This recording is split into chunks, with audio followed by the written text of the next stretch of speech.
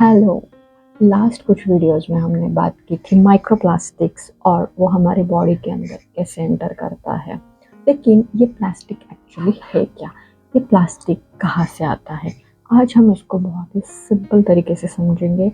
इसको मैंने बहुत ही सिंपल रखने की कोशिश की है और ज़्यादा टेक्निकल भी नहीं रखा है।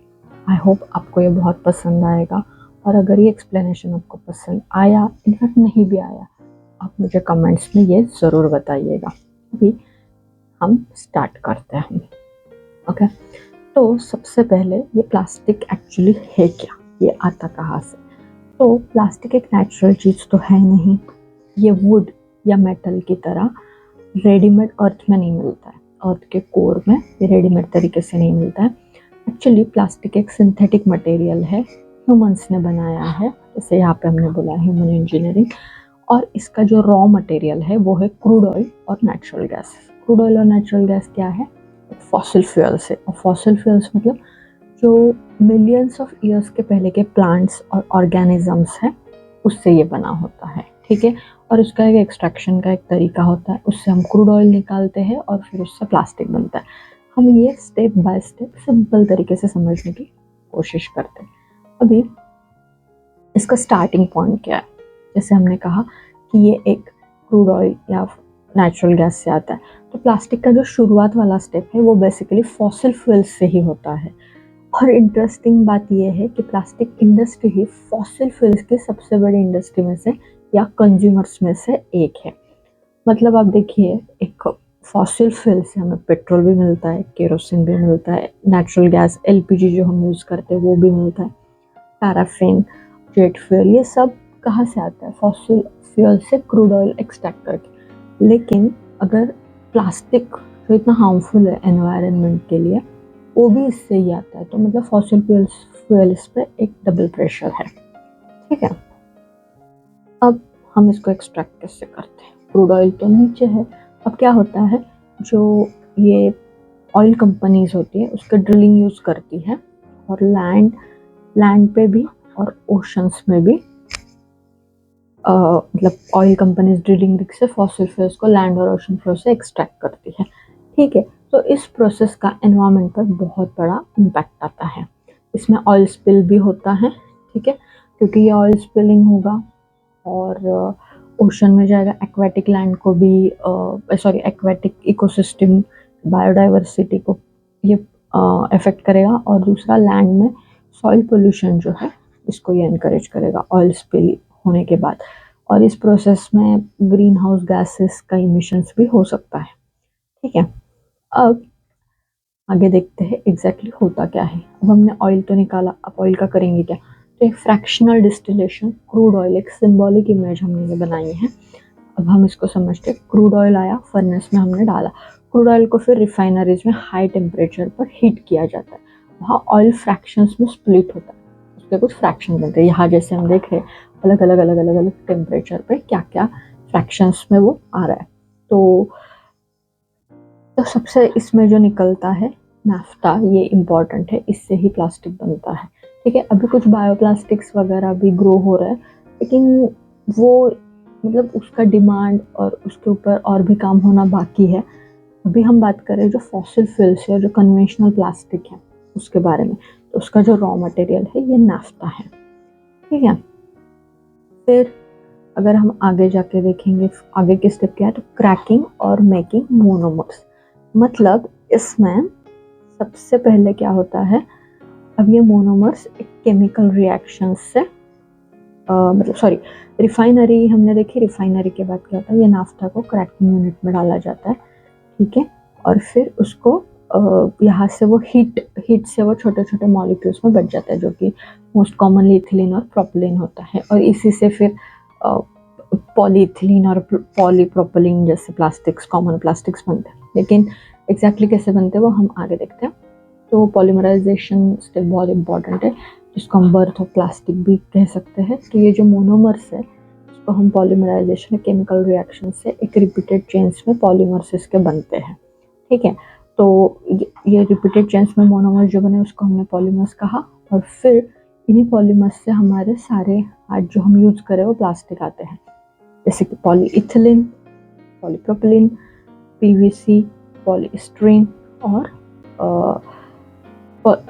पीवीसी पॉलीस्टीरीन, मतलब पॉलीथीन से बैग्स और बॉटल्स है, पॉलीप्रोपिलीन के एग्जांपल्स कंटेनर्स और फैब्रिक्स है, पीवीसी के पाइप्स हमने सुना ही होगा, और थर्माकोल, पॉलीस्टीरीन, मतलब ये सारी कैटेगरीज में मोस्ट ऑफ द प्लास्टिक जो हम यूज करते हैं वो आ जाता है। अब ये जो पॉलीमर्स है, ठीक है, ये पॉलीमर्स फिर कूल होकर टाइनी बिट्स बन जाते हैं, ठीक है, ये छोटे छोटे छोटे से बिट्स बन गए, ठीक है, मणि की तरह, और इनको ही फिर हर प्लास्टिक प्रोडक्शन इंडस्ट्रीज को शिप किया जाता है, जहाँ पे वो क्या करते हैं, इसको ही फिर मतलब पिघला कर उनको जो आकार देना है वो दे देते हैं, और हमें जो यूज का प्लास्टिक है वो बनता है।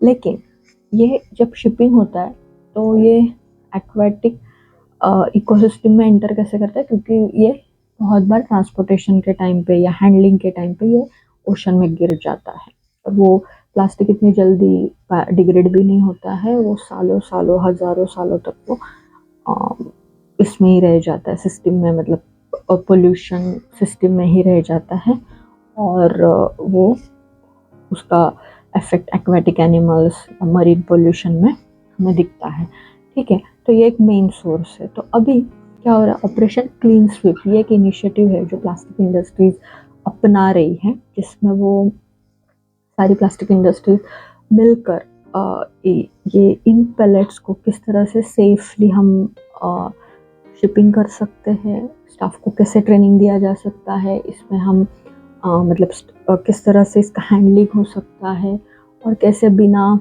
स्पिल किए या बिना इसको क्या कह सकते हैं, एक मतलब प्रॉपरली हैंडल कैसे कर सकते हैं, इसको ऑपरेशन क्लीन स्वीप कहा जाता है। लेकिन ये इतना बड़ा है मूवमेंट, और बहुत क्या कह सकते हैं, बहुत ही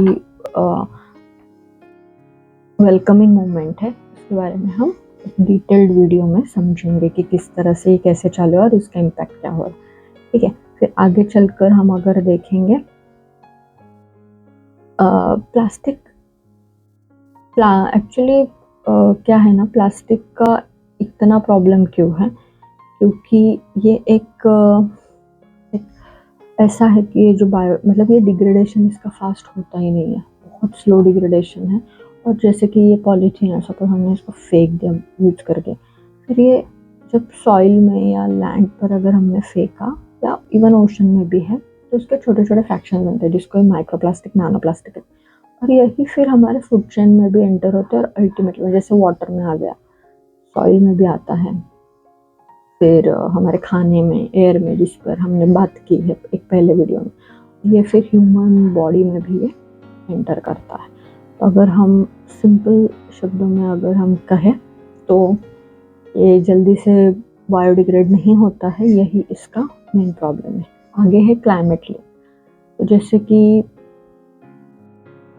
मतलब यहाँ पे एक इम्पॉर्टेंट एंगल ऐसा है कि क्लाइमेट, तो इसमें क्या होता है, प्लास्टिक का पूरा लाइफ साइकिल, मतलब मैन्युफैक्चरिंग से लेकर उसके डिस्पोजल तक, हर स्टेप पे उसका कुछ ना कुछ एनवायरमेंटल इम्पैक्ट है, जैसे कि ऑयल एक्सट्रैक्शन, रिफाइनिंग, मैन्युफैक्चरिंग या ट्रांसपोर्ट और वेस्ट बर्निंग। फाइनली इस हर स्टेजेस पे CO2 इमिशन होता है। अगर रफली हम देखें तो 1 kg प्लास्टिक बनाने के लिए रफली 2 to 3 kg CO2 एटमॉस्फेयर में जाता है। इससे ग्रीन हाउस गैसेस इमिशन और ज़्यादा बढ़ते हैं। तो प्लास्टिक का अगर यूज़ हम कम करते हैं, या पॉलिसीज अथॉरिटीज़ ऐसे बनाती है जिससे अपने आप सोसाइटी में प्लास्टिक का यूज़ कम हो जाएगा, तो इनडायरेक्टली फॉसिल फ्यूल्स की डिमांड और CO2 इमिशंस दोनों भी कम हो सकते हैं, ठीक है। तो अगर फिर से अगर हम रिवाइंड करें तो प्लास्टिक फॉसिल फ्यूल से बनता है, और हमें इसकी डिमांड कम करनी चाहिए, और ये एनवायरमेंट और हेल्थ दोनों को अफेक्ट करता है। तो अगर स्मॉल डेली चॉइसेस भी अगर हम अच्छे से करें, इसका यूज़ कम करें, तो इम्पैक्ट हमें आगे ज़्यादा मिल सकता है। इसके ऊपर मतलब इसको कैसे कम करें, इसके ऊपर एक डिटेल्ड वीडियो बनाने की कोशिश करूँगी, मतलब मैं बनाऊँगी ही, और फिर वो हम डालेंगे। अपनी वीडियो अगर एंड तक देखा है तो थैंक यू सो मच।